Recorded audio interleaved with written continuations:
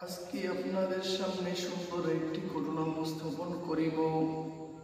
এইটা হইতেছে হযরত ওমর রাদিয়াল্লাহু তাআলা আনহুর জামানার ঘটনা। উনি একজনকে মিশরের গভর্নর নিযুক্ত করলেন। উনার নাম হইতেছে আমর ইবনুল আস রাদিয়াল্লাহু তাআলা আনহু। হযরত ওমর রাদিয়াল্লাহু তাআলা আনহু আমরা জানি উনি ছিলেন জাহানের খলিফা। উনি তো ছিলেন রাশিয়া, চীন,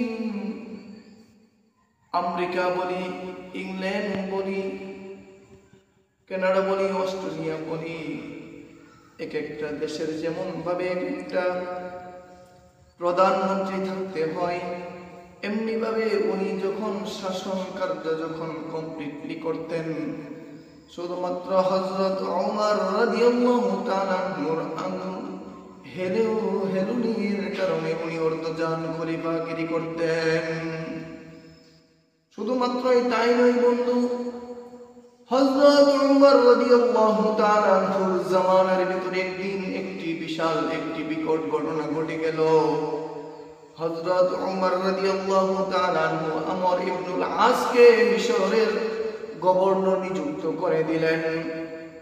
মিশর ছিল সেই মরুর প্রান্তর, মিশর ছিল সেই কৃষি আবাদ একটি অঞ্চল।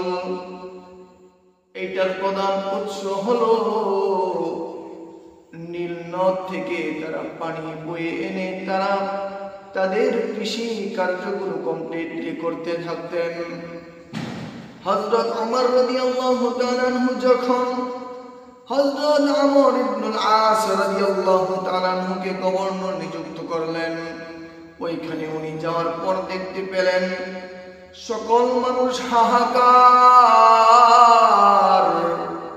সকল মানুষ কান্নায় ভেঙে পড়েছে। হে আমাদের প্রতিনিধি, আমাদেরকে আপনি বাঁচিয়ে দিন, আমরা তো বিশাল বড় মুসিবতের ভিতরে পড়ে রয়েছি। আমরা মনে হয় না খাইতে খাইতে খাইতে খাইতে আমরা মনে হয় শেষ হয়ে যাইব।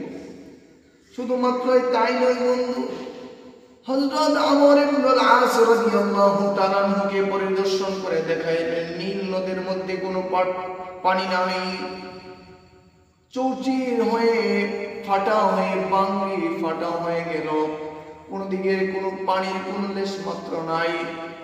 কৃষকের দিকে তাকানো যাইতেছে না, কৃষকের মনের ভিতরে হাহা, কৃষক মনে হয় না খেয়ে মনে হয় তাদের জীবন শেষ হয়ে যাইবে। সন্তানগুলি বাবার দিকে তাকায় রয়েছে, পরিবার পরিজন মানুষগুলি তাদের গার্ডিয়ানের দিকে তাকায় রয়েছে। হযরত আমর ইবনুল আস রাদিয়াল্লাহু তাআলা আনহুর কাছে সকলেই বললেন, হে আমাদের প্রতিনিধি, হে আমাদের মহাশয়, আমাদেরকে কোনো ব্যবস্থা করিয়া দিন, আর না হয়তো আমাদের কোনো উপায় থাকবে না। আমরা মনে হয় দুর্ভিক্ষের ভিতরে পড়িয়া পড়িয়া আমাদের সব শেষ হয়ে যাইবে। আমরা না খাইতে খাইতে খাইতে খাইতে আমরা সকল মানুষ মরার দিকে চলিয়া যাইব। এই অবস্থার ভিতরে দিনকালগুলি যখন করতে লাগলেন, হাহাকার বাড়তে লাগলো। এক পর্যায়ে উনি আর সহ্য না করতে পেরে সকল মানুষ বলতেছেন, যদি আপনি সরকার হয়ে থাকেন, আমাদের যদি আপনি সরকার প্রধান হয়ে থাকেন, তাহলে আমাদের এই অবস্থান থেকে বাহির হওয়ার একটা রাস্তা বাহির করে দেন। সরকার হয়েছেন, প্রজাদের কোনো খোঁজখবর রাখতে পারেন না, সরকার হয়েছেন, প্রজাদের কোনো হাল হাকিকত আপনারা দেখতে পারেন না, তাহলে আপনারা কিসের সরকার, আপনারা কিসের গভর্নর? এইভাবে যখন বলতে লাগলো, উনি তো ফিকির করতে লাগলো, হায় এখন আমি কি করতে পারি, আমার সীমানার ভিতরে এটা নাই। তখনই উনি হযরত ওমর রাদিয়াল্লাহু তাআলা আনহুর কাছে একটা পত্র লিখতে লাগলেন। পত্রের ভিতরে লিখতেছেন, হে ওমর, খলিফা ওমর, মানুষগুলো না খাইতে খাইতে তাদের জীবন জিন্দেগি শেষ হয়ে যাইতেছে। হে খলিফা, এখন আমি কি করতে পারি? এই কথা যখন এই চিঠির মধ্যে লিখে দিলেন, আজকের জামানার মতো নয় যেমন ভাবে হেলিকপ্টারের মাধ্যমে সেই বার্তা বাহক ওইখানে পৌঁছায় যাইবে এমন ব্যবস্থা ছিল না, যেমন ভাবে ট্রেনের মাধ্যমে চিটাগং থেকে বাংলাদেশের এই প্রান্ত পর্যন্ত পৌঁছায় যাইবে এমন ব্যবস্থা ছিল না। এই চিঠি লেখার পর একজন বার্তা বাহক ওঠের মাধ্যমে ওই জায়গার ভিতরে প্রেরক, ওই প্রেরক এইভাবে চিঠি লিখলেন যে হে খলিফা, এখন জামানার সকল মানুষগুলো কষ্ট করতেছে, এখন আমি কি করতে পারি? এই কথা বলার পর হযরত ওমর রাদিয়াল্লাহু তাআলা আনহুর কাছে যাইতে পর্যায়ে যখন চিঠিটা গেল, হযরত ওমর রাদিয়াল্লাহু তাআলা আনহুর কাছে সালাম জানানোর পর বলতেছেন, হে খলিফাতুল মুসলিমিন, আপনার কাছে একটা চিঠি নিয়ে এসেছি, এটা হইতেছে গভর্নর আমর ইবনুল আস রাদিয়াল্লাহু তাআলা আনহু এটা আপনার কাছে লিখেছে। চিঠি খুললেন, দেখতেছেন, বলতেছেন মিশরবাসীর ক্রন্দন, মিশরবাসীর হাহাকার, দিনগুলো তারা শুধুমাত্র মরণের জন্য তৈরি হয়ে গেছে, খাবার নাই, দাবার নাই, হাহাকার হাহাকার, মানুষগুলো শেষের দিকে প্রায়। হযরত ওমর রাদিয়াল্লাহু তাআলা আনহু ছিলেন খুদাবিরু, উনি আল্লাহর সাথে রিয়াজু ছিলেন।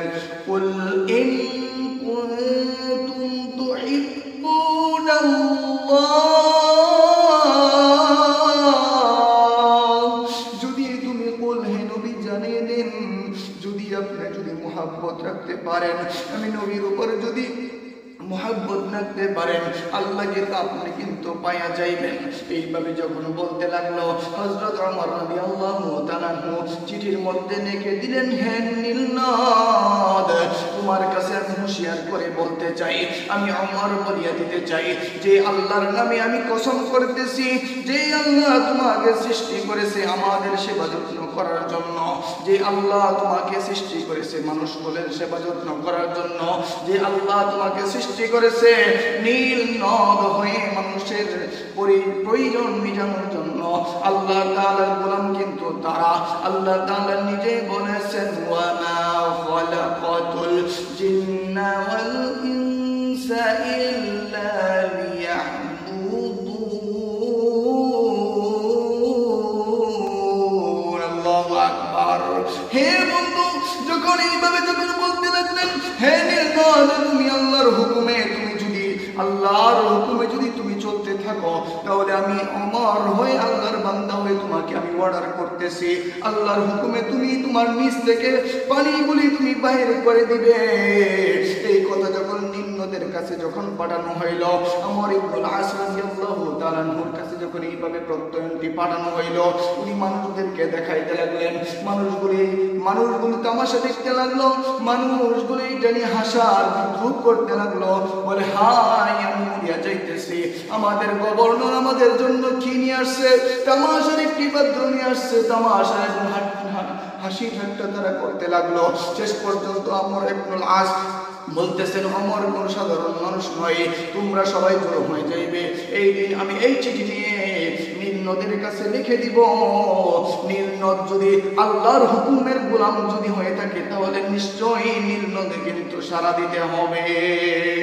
শেষ পর্যন্ত দেখে গেল ভাই, হযরত ওমর রাদিয়াল্লাহু তাআলা যেই কথা সেই কাজ। এই কথা যখন এমনি ভাবে নীলনদের মাঝখানে যখন নিয়ে রাখলো, বলতেছেন, হে নীলনদ, তুমি কি আল্লাহর হুকুমে চলো নাকি?